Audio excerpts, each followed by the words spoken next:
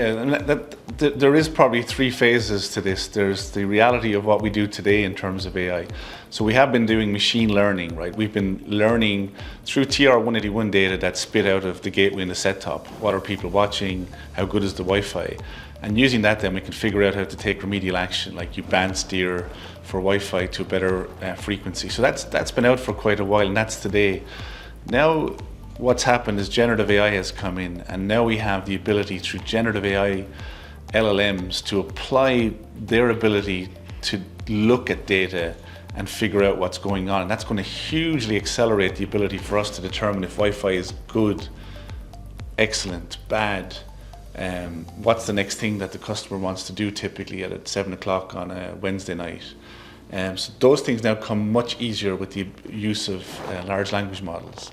So we're going to see a rapid acceleration in the next 2 years then of the implications of leveraging large language models into what's a very large data set of activities in the home, movement in the home, new devices coming into the home, TVs being turned on, and all that stuff, learning the behavior of the home. So much so then that we think that the home itself deserves its own language model. Every home is different. Just like a lot of the hyperscalers are looking at personalization on the phone using multimodal AI and putting small language models on the phone to do more personalization, more privacy, lower latency, not have to go to the big cloud all the time to get the information you need from a generative AI perspective, but actually use the resources locally. The same thing has been applied in the next 2 years now on the CPE side, where the CPEs are getting some new processors. They're called neural processing units, very similar to what's been running in the back end, running AI models.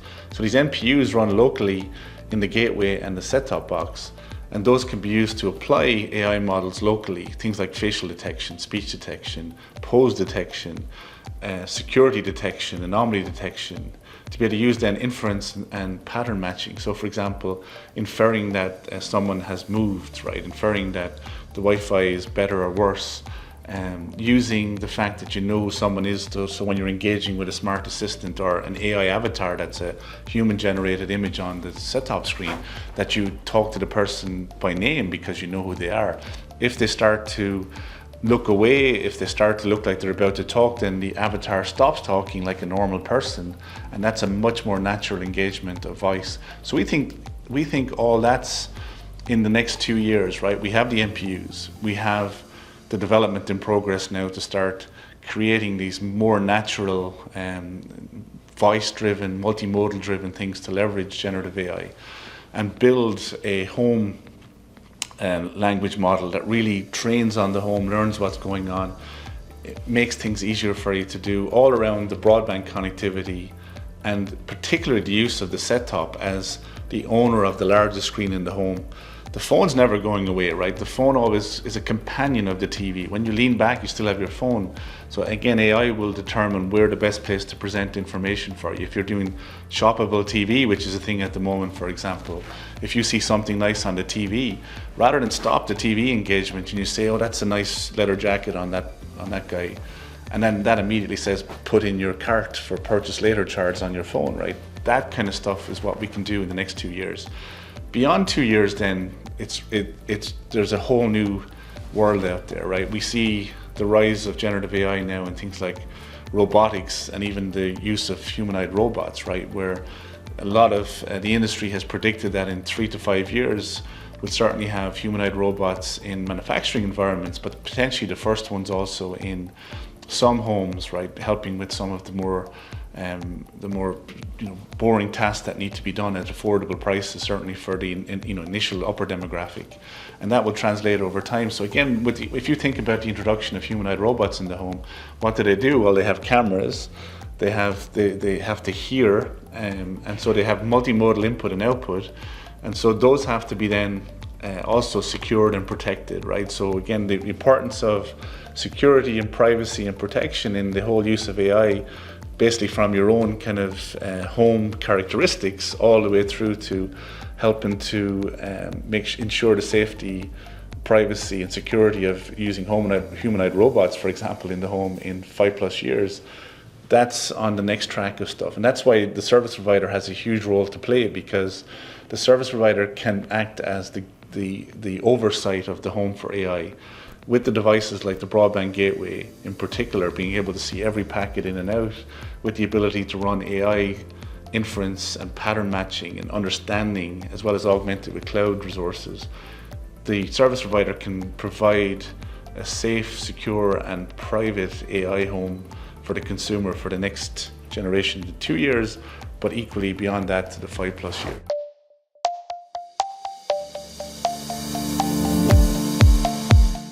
So at the moment, the primary service that NSPs offer is connectivity with broadband, video services, mobile bundling of services, and IoT in some cases. Now I think a service provider can offer the ability to be the AI invigilator for the home. They can be the ones that bring a consumer family into the AI space, give them access to the generative AI models to be able to help with their kids' education, help navigate the world's questions, right? Be able to understand problems directly by asking questions, right? You ask a question, you get this high IQ large learning model telling you the answer, right? So I think from a service provider perspective, they're trying to figure out how do they go from the quad play to new services. And now I think with the addition of the phone with the ability to do AI on it, right, to be able to personalize to you, be able to tell you what when your next appointment is, how long it is to go to the train station to catch a train, all those features that would be proactively sent to you. If you also translate that to the living room, where the home large learning model or small learning model actually understands your home and then guides you through your weekly and daily life in the home, particularly using the TV screen as the lean back mode, complemented with the personalization of each individual member on their phone.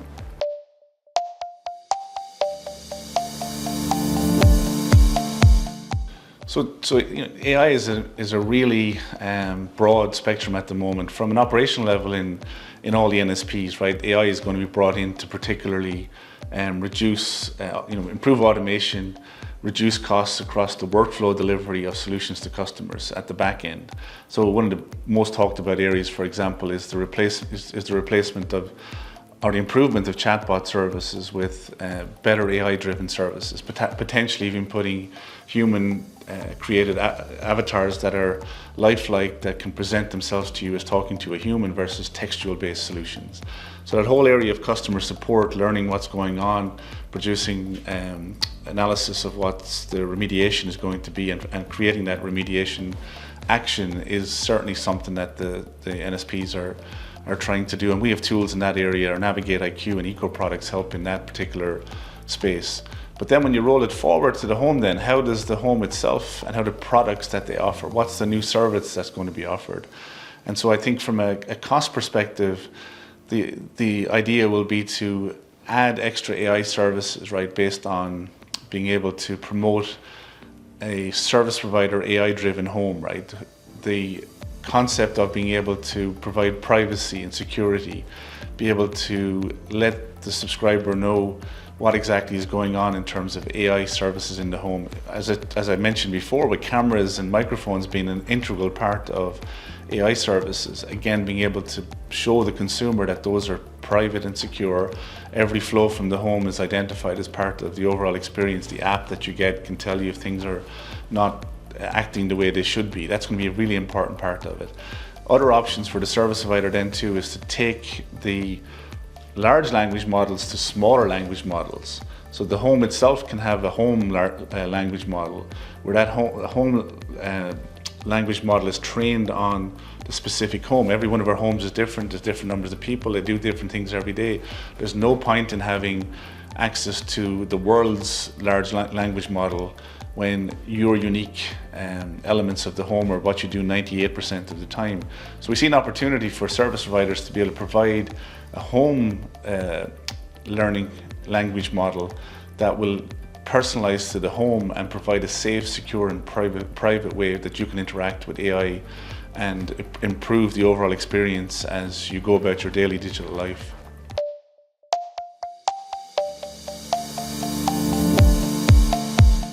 So Vantiva has a really important part to play in this evolution of AI for service providers.